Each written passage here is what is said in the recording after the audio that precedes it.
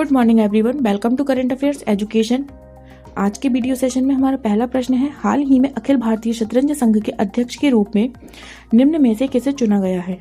Option देखते हैं। पहला ऑप्शन है वेंकट राजा, दूसरा ऑप्शन है भरत सिंह चौहान, तीसरा ऑप्शन है दिलजीत खन्ना, चौथा ऑप्शन है संजय कपूर। उत्तर गैस कीजिए और कमेंट बॉक्स में कमेंट कीजिए। सही उत्तर होगा ऑप्शन डी, संजय कपूर।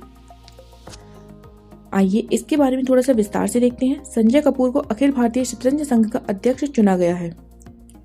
अखिल भारतीय शतरंज संघ की अगर हम बात करें तो भारत में शतरंज खेल के लिए एक केंद्रीय प्रशासनिक निकाय है जिसकी स्थापना वर्ष 1951 में की गई थी। साथ ही यह अंतर्राष्ट्रीय शतरंज संघ यानी कि FIDE से भी संबद्ध है।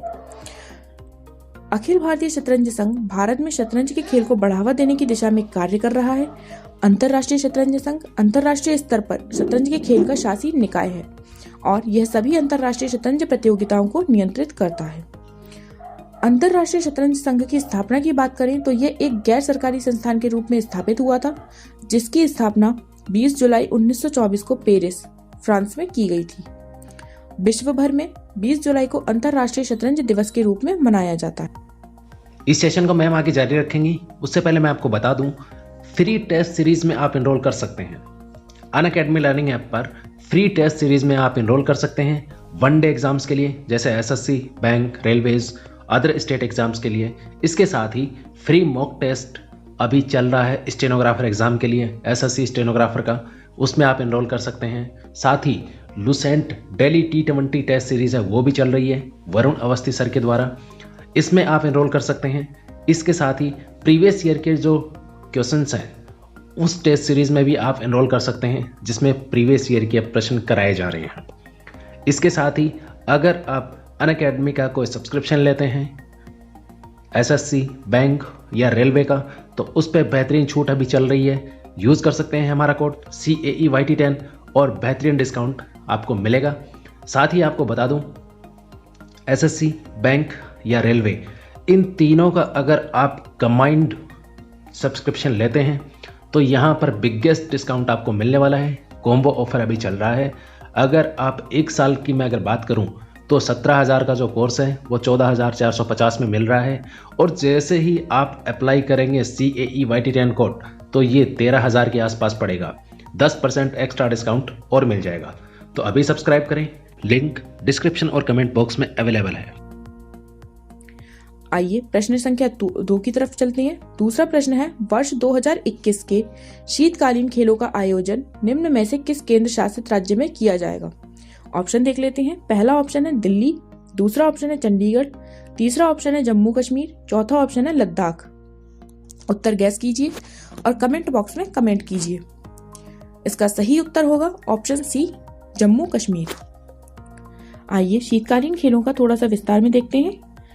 राष्ट्रीय स्तर के शीतकालीन खेलों का आयोजन 11 से 16 फरवरी तक किया जाएगा। शीतकालीन खेलों का आयोजन खेलो इंडिया कार्यक्रम के तहत किया जा रहा है और इसके साथ ही वहां अंतर्राष्ट्रीय हिमालय स्नो रेस का भी आयोजन होगा। खेलों में भाग लेने के लिए जो खिलाड़ी और अधिकारी वहां पे आएंगे उनकी जांच के लिए, उनकी कोविड जांच के लिए 3 नियंत्रण कक्षों को स्थापित किया जा रहा है। पहला है जम्मू कश्मीर, जम्मू, दूसरा श्रीनगर और तीसरा तंगमर्ग। तीसरे प्रश्न की तरफ आगे बढ़ते हैं। तीसरा प्रश्न है, हाल में एक कार्यक्रम के दौरान सरकारी डिजिटल कैलेंडर और डायरी का विमोचन निम्न में से किसके द्वारा किया गया है। ऑप्शन देखते हैं। पहला ऑप्शन है अमित शाह, दूसरा ऑप्शन है प्रकाश जावड़ेकर, तीसरा ऑप्शन है नितिन गडकरी, चौथा ऑप्शन है रामविलास पासवान। उत्तर गैस कीजिए और कमेंट बॉक्स में कमेंट कीजिए। इसका सही उत्तर होगा ऑप्शन बी, प्रकाश जावड़ेकर। आइए डिजिटल कैलेंडर और डायरी ऐप के बारे में थोड़ा सा विस्तार से देखते हैं कि ये क्या है और क्या इसके फीचर्स हैं। डिजिटल कैलेंडर की और डायरी ऐप 15 जनवरी 2021 से 11 भाषाओं में उपलब्ध होगा। डायरी फीचर की वजह से कैलेंडर अन्य डिजिटल कैलेंडर ऐप की तुलना में अधिक आधुनिक और अधिक विशेषताओं वाला और आसान होगा। आइए इस एप्लीकेशन की कुछ विशेषताएं देखते हैं। इस एप्लीकेशन में सरकार की विभिन्न योजनाओं, कार्यक्रमों और प्रकाशनों की नवीनतम जानकारी आप देख सकेंगे। इसके साथ ही जो भी आधिकारिक छुट्टियां और विभिन्न महत्वपूर्ण तिथियां हैं वो आपको देखने को मिलेंगी और महान व्यक्तियों के प्रेरणादायक और प्रेरक संदेश भी इसमें मौजूद हैं।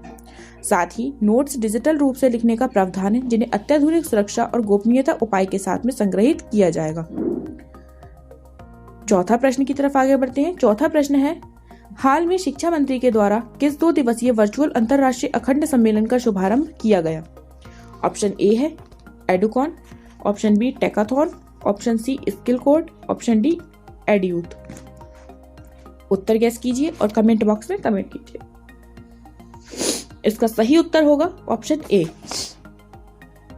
आइए एडुकॉन 2020 का थोड़ा सा विस्तार में देखते हैं। एडुकॉन 2020 का शुभारंभ केंद्रीय शिक्षा मंत्री श्री रमेश पोखरियाल निशंक के द्वारा किया गया। एडुकॉन 2020 का मुख्य विषय है वैश्विक शांति को साकार करने को युवाओं में बदलाव के लिए शिक्षा की संकल्पना। प्रश्न संख्या 5 की तरफ आगे बढ़ते हैं। हाल ही में गुवाहाटी उच्च न्यायालय के मुख्य न्यायाधीश के रूप में किसको नियुक्त किया गया है? ऑप्शन देखते हैं, Ravishankar Shukla, option B Sudhanshu Dhulia, option C GAB Reddy, option D Shrikant Das. उत्तर गैस कीजिए। इसका सही उत्तर होगा ऑप्शन बी सुधांशु धूलिया। आइए इनके बारे में थोड़ा सा विस्तार से देखते हैं। भारत के राष्ट्रपति ने संविधान के अनुच्छेद 217 के खंड 1 द्वारा प्रदत्त शक्ति का प्रयोग करते हुए उत्तराखंड उच्च न्यायालय के न्यायाधीश को गुवाहाटी उच्च न्यायालय का मुख्य न्यायाधीश घोषित किया है। गुवाहाटी उच्च न्यायालय का न्यायिक क्षेत्र की अगर हम बात करें तो यह असम, नागालैंड, मिजोरम और अरुणाचल प्रदेश तक विस्तृत है, जिसकी स्थापना वर्ष 1948 में मूलतः इसे असम उच्च न्यायालय के नाम से जाना जाता था, जिसे वर्ष 1971 में गुवाहाटी उच्च न्यायालय का नाम दिया गया है और ये आज गुवाहाटी उच्च न्यायालय के नाम से जाना जा रहा है। अगर हम सुधांशु धूलिया जी की बात करें तो श्री न्यायमूर्ति सुधांशु धूलिया 27 जुलाई 1986 को एक वकील के रूप में उन्होंने अपना नामांकित हुए थे। उन्होंने इलाहाबाद एवं उत्तराखंड उच्च न्यायालय में सिविल संवैधानिक सेवा और श्रम मामलों में वकालत की थी। 1 नवंबर 2008 को उत्तराखंड उच्च न्यायालय के स्थायी न्यायाधीश के रूप में इनकी नियुक्ति हुई थी। प्रश्न संख्या 6 देखते हैं। हाल ही में प्रोफेसर चित्रा घोष का निधन हुआ है, उनका संबंध किस क्षेत्र से था? ऑप्शन देख लेते हैं। पहला ऑप्शन है शिक्षा, दूसरा ऑप्शन है विज्ञान, तीसरा ऑप्शन है अंतरिक्ष और चौथा ऑप्शन है संगीत। उत्तर गैस कीजिए और कमेंट बॉक्स में कमेंट कीजिए। इसका सही उत्तर होगा ऑप्शन ए, यानी कि जो प्रोफेसर चित्रा घोष है उनका संबंध शिक्षा के क्षेत्र से रहा था।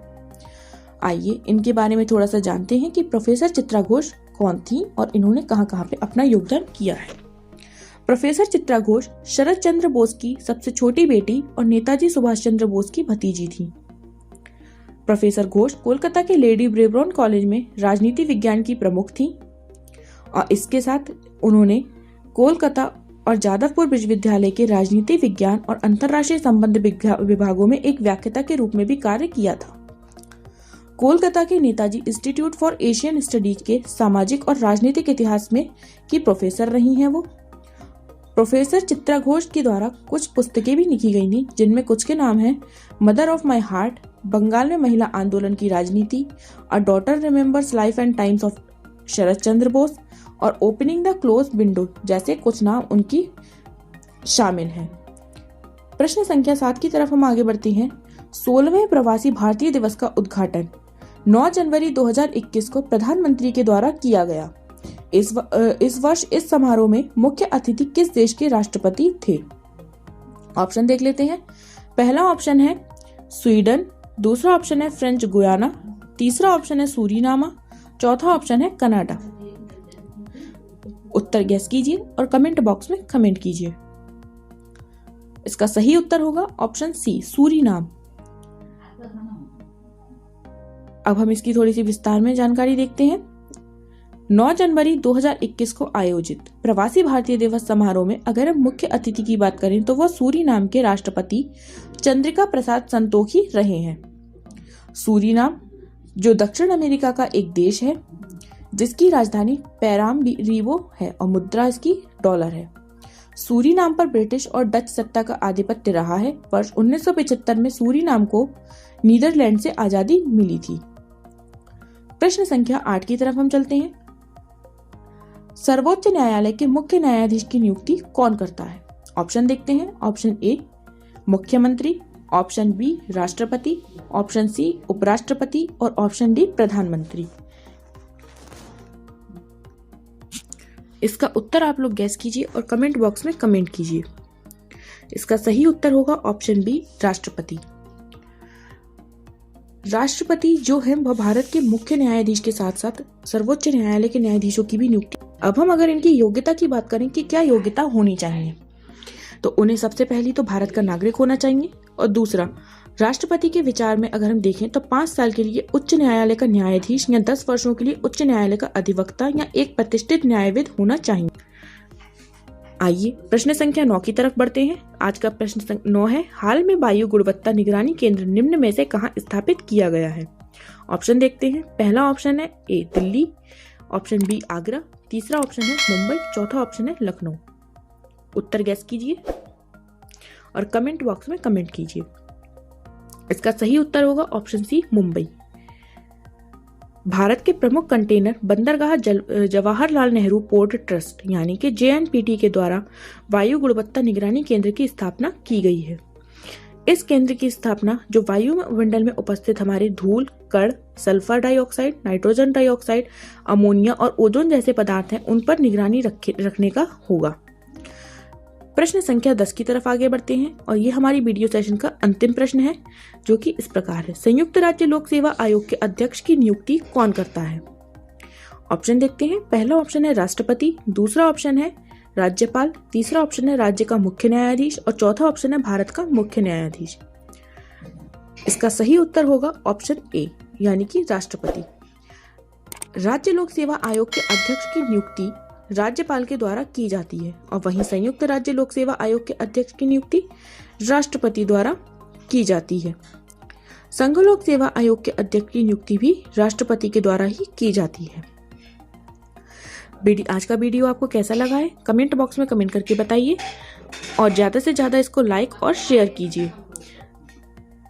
वीडियो देखने के लिए आपका धन्यवाद। कल मिलते हैं फिर नए कुछ प्रश्नों के साथ में। तब तक के लिए good night and thanks for watching and God bless you all.